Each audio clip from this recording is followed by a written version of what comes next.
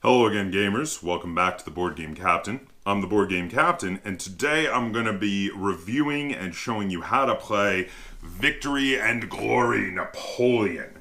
Now, Victory and Glory Napoleon is a game designed by Glenn Drover and was published by Forbidden Games. Now, this is, it was also has the company Mr. B Games on it. Let me show that's on the back there. And this is a game that is for ages 14 and up, for 1 to 2 players, and is listed as a 2-hour game. This is a big kind of epic war simulation game, sort of, in a way where you're playing out the Napoleonic Wars. One player plays Britain, one player plays France. So there's a lot going on and a fair amount to keep track of. The 14 and up is probably a pretty good estimate. Now, the 1 to 2 players, they have a solo mode in here, but I have not tried it. Otherwise, I kind of feel like this is a 2-player game, and I'm glad they didn't try to shoehorn in the ability to play 3 or 4 players, because I don't think it would have worked here.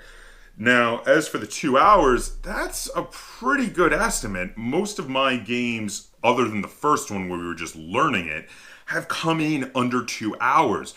So it does feel like you get a big, epic wargame experience in the time it takes to watch a normal-sized movie. So that's kind of really cool. Now, this is a really big box, but let's open it up and have a look at what comes inside the box.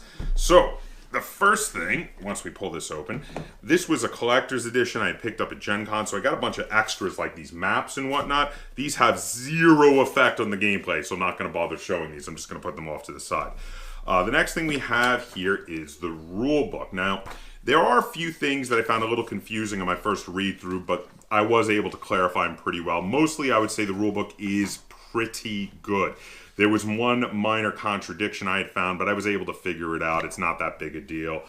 I do like that there's some extra things in here that tell you how to use this game in conjunction with the Napoleonic Wars tabletop miniature game, where instead of doing the battles the way they do it here, you would actually play out each individual battle, and you use the game almost like a campaign system. It's a really interesting add-on to have a different way to use what comes in the box. But overall, I would say the rules are fairly good. I like the extras, I like the options, and it wasn't too hard to get going. Now, the next thing we have here is the board. Now, the board is in 3 giant pieces because it's huge. This is just 1/3 of the board here. You see, it's kind of difficult for me to show it all to the camera, but there are 3. You lay them out on the table next to each other to become a map of Europe, an enormous old-school parchment-looking map of Europe. And this is one of my favorite parts of this game, is this board. This board is just amazing. It looks so impressive out on the tabletop, but you have to have a big table to play this game. If all you have is like a little card table that you play your board games on, this is probably not the game for you. You need space, which is why I'm really glad I have this giant 4-foot by 8-foot table down here. Now, then we've got a bunch of wooden cubes. These are influence cubes. They do not represent military forces. They only represent your political influence in different areas, but you do have to have the most political influence somewhere to be able to get them as an ally or to be able to recruit military forces from them. So you have red represents Britain, blue represents France, and these are your influence in all of the countries on the board. Next, we have lots of cardboard punch-out chits. Now, these include things like the military units. For instance, this is a 1-strength French infantry. It is blue, and it says France on the back and on the front, and has the little 1-strength and a little picture of an infantry there. Whereas this one here is a German 3-strength infantry. Now, the units come in infantry, cavalry. Here's German cavalry, artillery, and naval, which is pretty accurate for the time. Here is a German artillery. You can see the cannon there. And let me see if I can find a naval unit to throw out there. Let's see. Here we go. Here is a fairly low-power French naval unit. Then we've also got some little round cardboard punch-out chits to keep track of your victory points, your economy, and your strategy and tactics rating, which you're going to see when we're going into the game. Now I have some extra wooden bits here, which you could use. They're meant to look like soldier, naval, cavalry, and artillery meeples, sort of. But they're not really. They were, again, because this is a collector's edition. You could use them instead of your influence tokens, or you could use them as an extra little flavorful way to keep track of the battles, but they're not really necessary, and I don't think they come in the main version, so I'm not really going to go into those. Which means the final bit of components are really just the cards. Now, they're not the super nice linen finish, but these do have a nice glossy finish, and they are quite thick and substantial. And one thing I really like about these cards is they use a lot of classic looking artwork, which I find to be really delightful, very flavorful for the game. And I really, really quite enjoy the look of the classic art on them. So that is everything that comes in the box for Victory and Glory Napoleon if you were to buy it. And now we're going to head to the table. I'm going to show you how you play a game of Victory and Glory Napoleon. And then we're going to come back and I'm going to talk about how this game feels. I'm going to rate it and review it, and we're going to get a second opinion from Lynn. Okay, so here you can see a game of Victory and Glory Napoleon set up. So the first thing you need to do to set up is to set up the various chits over here, but for the French and British players. So victory points for both players start at 0. Leadership and tactics for the British start at 0, while for the French they start at 3. This gives them a bonus to all of the wars that will be fought. The economy for the British player starts at 6, while it starts at 8 for the French player. The next thing you need to do for the setup is you need to set up the starting military units. So you draw military units for the British and the French player, and they hold them in front of themselves face down. The British also start allied with Austria and get starting Austrian units. The starting units are also dealt to Russia, Prussia, and Spain, but those are placed on these areas on the board by their various nations, and in the case of Russia or Prussia, Britain could become allied to them and get the ability to immediately take those units, plus the ability to recruit units from their other stacks off the board. And in the case of Spain, either France or Britain could become allied to Spain and get those units immediately and get access to recruiting the other Spanish units that are off the board.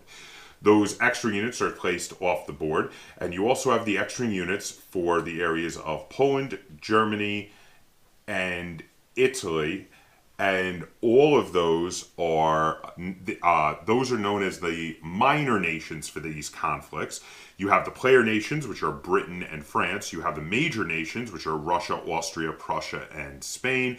And you have the minor nations, which are Germany, Poland, and Italy, because they did not have major military powers in Europe at that time. But they do have military forces that can be recruited if you have the largest number of influence in their nation. In addition, if you you need the largest number of influence in a major nation to be able to make them your ally. After dealing out all of the starting military forces, you shuffle up the 3 era decks, and from the first era deck, each player gets 10 cards for their hand to start the game with, and this is going to be your cards for the first round of the first era. Now, each era is 3 rounds long. During that time, you're going to play 6 cards, most of which will be from the 10 cards in your hand, though, as you'll see while we're playing, sometimes you will replay a conflict card that your opponent had already played to be able to reinforce the troops in that particular war. So now we're going to, without too much further ado, because rather than just fully explain all the rules of the game, we're going to run you through a few rounds and show you how this game works. A couple things I do want to draw attention to are the fact that there are a couple of asymmetrical rules, like how 3 of the 4 major nations may only be allied to Britain, and while France starts with a larger leadership and tactics rating, which gives them a bigger bonus in conflicts, Britain automatically gets +3 to their leadership and tactics whenever fighting naval campaigns because they have the better navy. So now we're gonna just go through a few rounds and show you how this works. So to start with, Britain always takes the first turn. After that, in future rounds, whoever has the highest score takes the first turn, but there was a tiebreaker for the British player. So to start with, since I'm going to take the first turn, I'm going to play Britain Seizes French Colonies. And now, as you can see, there are two things on this card. There is a top area and a bottom area. Most of the cards have two areas, and in these cases, you may choose to do either of these. Now, the bottom area would just give me +1 economy. I'm not doing that. The top area, on the other hand, gives +1 British economy, that's regardless of who played it, and -1 to the French economy. So the French economy is going to go down to 7, while the British economy is going to go up to 7. And that is my first play. I am going to play +2 influence in Italy and +2 influence in Spain. Wow, that's a powerful card. What's the name of that card? Concordat. Spain. Spain. That's a lot of influence for one card play. Whew. Okay. I'm going to play the Treaty of Lunéville and immediately gain 3 influence in Italy. I'm going to make a stab at Italy this time. You always take Italy. I am going to play Napoleon creates the Marshalate, and French player gains 3 leadership. Oh, wow. That's tough. That's going to make it really hard for me to win any conflicts early on in this game here. I'm going to play Coup de Brumaire, which gives +1 influence in France, as well as +1 economy to whoever played it. It only has a single option. So my economy actually is now above the French players. I have all the way up to an economy of 8. I'm going to play Third Partition of Poland, which is +3 influence in Poland.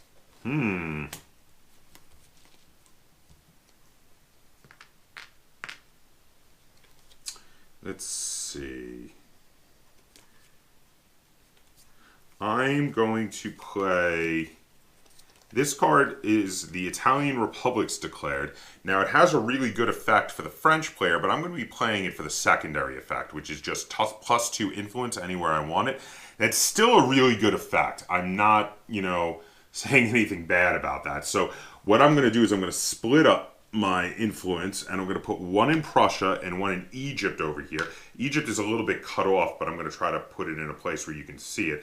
Egypt is down here and is one of the more minor nations involved in the Napoleonic Wars. So I'm going to play the card French Landings in Ireland. French player gains 3 influence in Great Britain. How dare you? How very dare you? Alright, I think there's a fight coming, so I'm going to play Hungarian Hussars. The Austrian army gains 2 Austrian military units. Now, because I already have the Austrian army allied to me, I directly gain those immediately. So I'm going to look through, and I'm going to take 2 of them, which means I've actually got all but 1 of the Austrian units already on my side. And that's it for my play there. I'm going to play this for its secondary ability, which is +1 military unit. I'm going to play Spain Restores Louisiana to France, but I'm playing it for its secondary ability, which is just for +1 influence somewhere. And I'm going to put another influence in... You know what? Let me see. Should I spread out or should I concentrate here?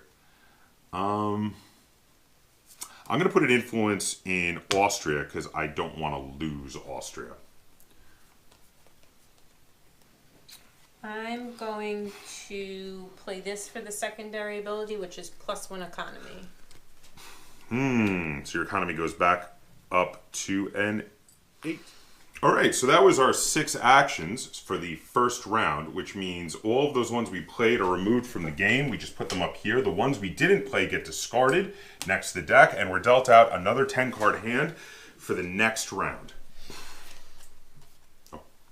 Okay, so now, let's see. We're still tied for victory points, so I'm going to be starting off the second round of the first era. And the first thing I'm going to play is the Pope is removed from Rome, but I am going to play it for its secondary ability of 2 influence, and I'm going to throw 2 influence in Poland. So now we are tied for influence in Poland. I'm going to play Polish emigres. I get 1 influence in Poland and 1 Polish military unit. And because that 1 influence will give you enough to have a majority in Poland, you can get a military unit there. Darned it. So I'm sure you're going to recruit whatever their best one is.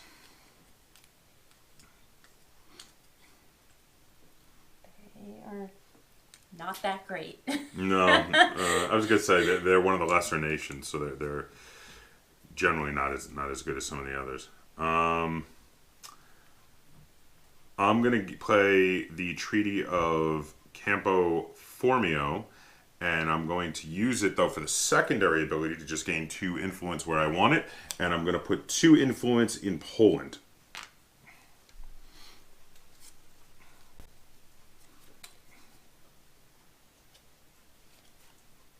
I am going to play the Admiralty holds back the home fleet. Britain loses 2 naval units. Oh, come on. Random or my choice? It doesn't say random. It's on my choice. All right. That's terrible. All right. I'm going to play Polish Lancers. The player with the largest influence in Poland gets to recruit 2 Polish military units. That's me. Unfortunately, you probably already took whatever was best over there. I'll take that. And I'll take that. Okay. I'm going to play French Naval Building Program. French player gains 2 naval units. I think I see where this is going.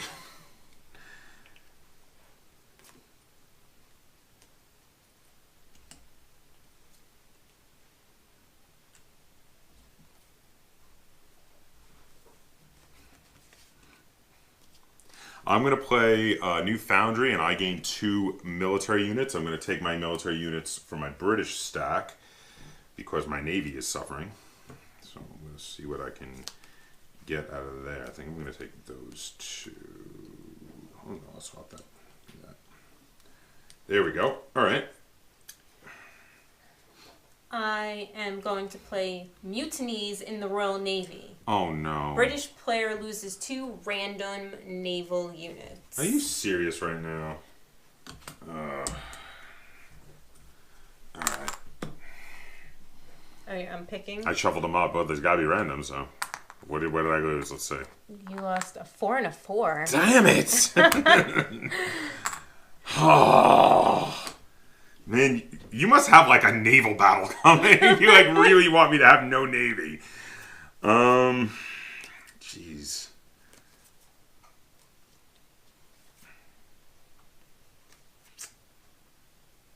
All right, you know what? I'm going to play the Vendée Revolts. British player gains 3 influence in France. Have at you. I'm going to play the Batavian Republic. French player gains 3 influence in France.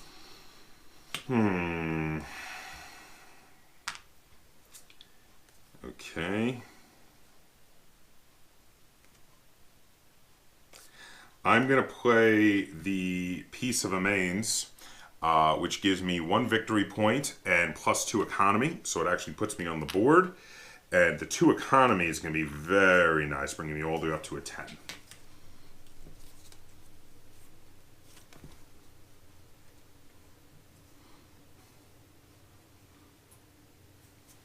I'm going to play Battle of the Pyramids, a campaign in Egypt. Oh, here we go. All right, so it's up now. This is a military campaign. It's going to be up to me to place units there first, and Lynn will decide how many she wants to place there after she sees what I've placed there. Now, Egypt, we are allowed to play naval units there because it is on the ocean. The winner is going to get +3 victory points and +1 economy. The loser is going to get +1 leadership and tactics. This is not a naval campaign, though. Naval campaigns can only use ships, so I do not get +3 to my leadership and tactics, which means Lynn starts 6 points up on me because she currently has a leadership and tactics score of 6. So if I play anything less than 6 there, I'm giving it to you. So this is the big question. What do I throw in? Let me see. All right, I am going to commit. I'm going to try to hold on to Egypt here. So I'm going to commit 6 forces to Egypt. Two Polish mercenary units, 2 Austrian units, and 2 British units are being committed to Egypt. So what are you going to send at me? I'm going to send my 1 Polish unit and then a bunch of French people. Well, that makes sense. I was going to say you mostly just have French units over there. Yeah. How many is a bunch? I am trying to decide. I'm going to send 7. Wow, okay. Probably going to be losing this fight at the moment. But since I do have the card, Lynn gives me the card, I can replay this later during this era to try to reinforce the soldiers there if I'm able to. So, well, let's see what we've got. Let's throw it out there. So I've got... I sent... Now, in addition to the value of the soldiers, you get +1 for each type of unit. Variety of troops is really big. You also get pluses for your leadership and tactics. Now, I have 0 leadership and tactics, but I did send all 4 varieties of units, which that gives me a 4-point bonus. Did you also send all 4 varieties? Yes. You did. So that means that basically those 4 cancel each other out. But you do have +6 from your leadership and tactics. I have a total of, let's see here, 5, 6, 7, 8, 9, 10, 11, 12, 13, 14, 15, 16. What do you have? 3, 6, 9, 10, 11, 12, 13, 14, 15, 16, 17, 18, +6, 19, 20, 21, 22, 23, 24. You are soundly beating me in the campaign in Egypt right now, so I would definitely need to actually replay the card to build it up or try to find a way to up my leadership and tactics. Now that was the 6th and final play for the 2nd round of the first age, so we're going to discard the cards from our hand and get dealt another 10 cards to start off the 3rd round. Now this conflict does not get resolved until either the end of the era, which will be at the end of the 3rd round, or if someone plays, there's a particular card you can play to immediately resolve a conflict.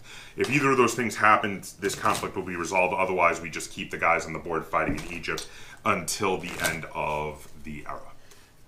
Alright, so I am currently winning in the victory points category with a victory points of 1, so I will be going first for this round. So I'm going to start by playing this card here. That's the French core forms. Now, the main ability is for the French player only, but the secondary ability is gain 1 military unit, and I'm going to use that to gain one of my naval units back that you keep trying to take from me. I'm going to play Napoleon takes command in Italy. French player gains 3 leadership. Oh, Jeebus. Really? 1, 2, 3, all the way up to a 9. Okay, let's see here. I'm going to play Godoy becomes a French puppet, but I'm playing it for the secondary ability to give me +2 influence wherever I want it.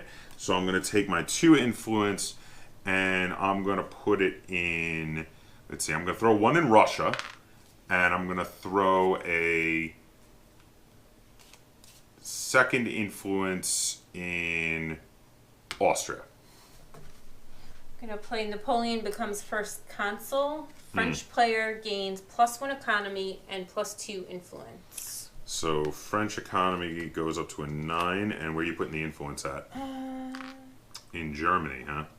Okay. I'm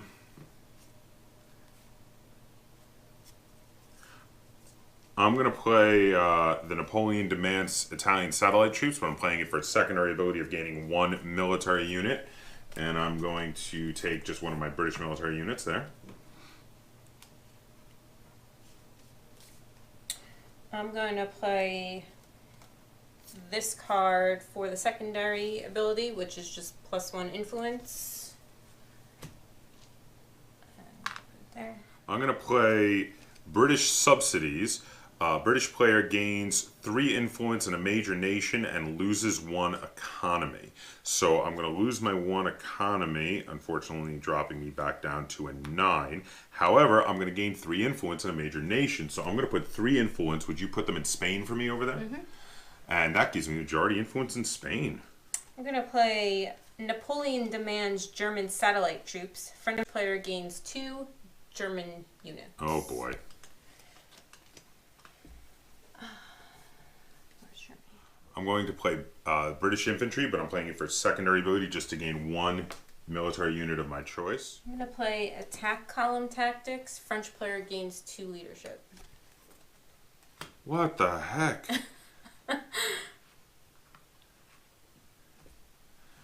Alright, I'm going to still try this out. I'm doing... I'm going to declare the Battle of Aboukir Bay. It is a naval battle, so I get +3 leadership, which means that it's basically like you dropping to a leadership of 8 instead of being at 11, but because it's a naval battle. But the winner will get +2 economy, while the loser will lose 1 economy. And how many units are you putting there? 2. Oh, I didn't think you had any military naval units left. All right, so let's put them out here in the ocean since it's a naval battle. And I'm putting in 3. I got, let's see. So you have a bonus of 8. So you have 8, 9, 10, 11. I have 8, 9, 10, 11. We are currently tied in this battle. Here, you take the card, and we'll be fighting out there in the ocean until we can figure out what happens with that battle. That is interesting. Okay.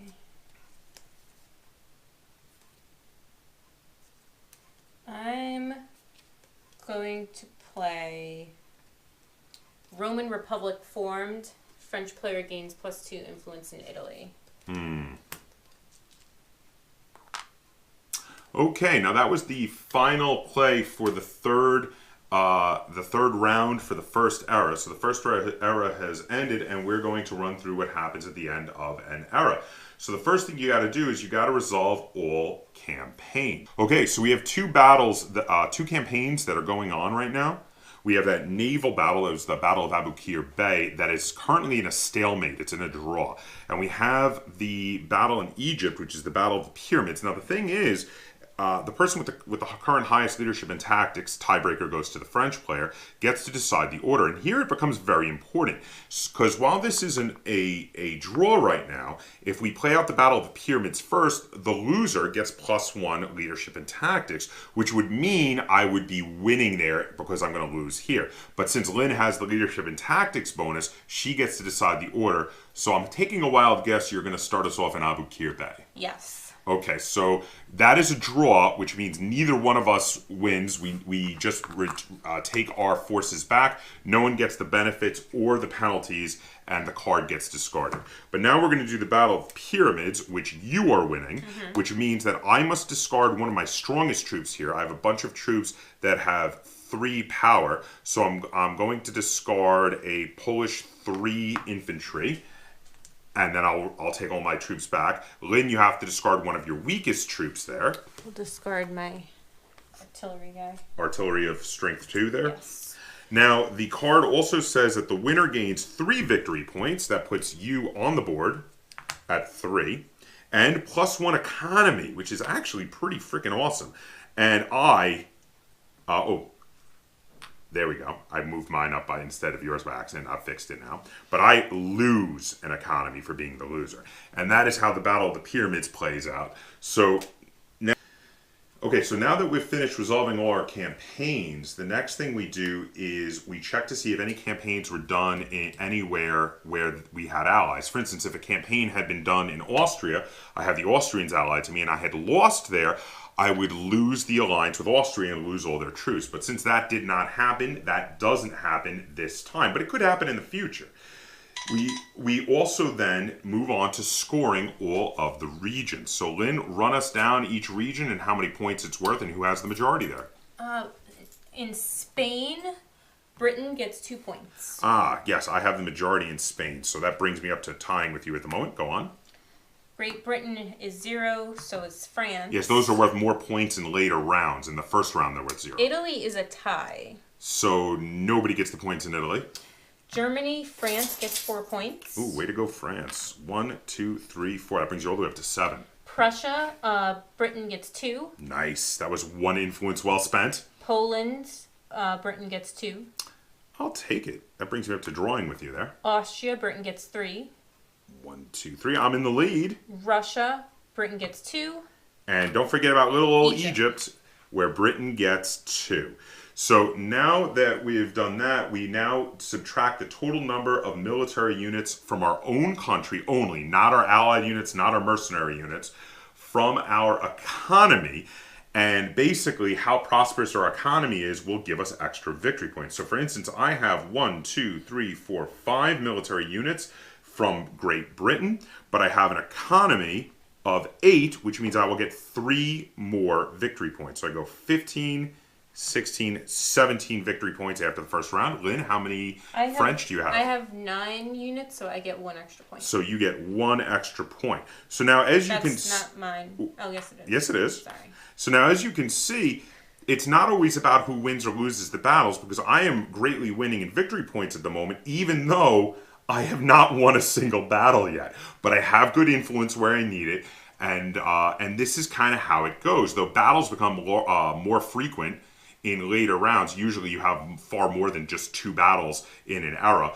And we keep playing and fighting out battles and fighting for influence and trying to gain points any way we can, building up our militaries, building up our leadership and tactics, and mainly trying to get victory points.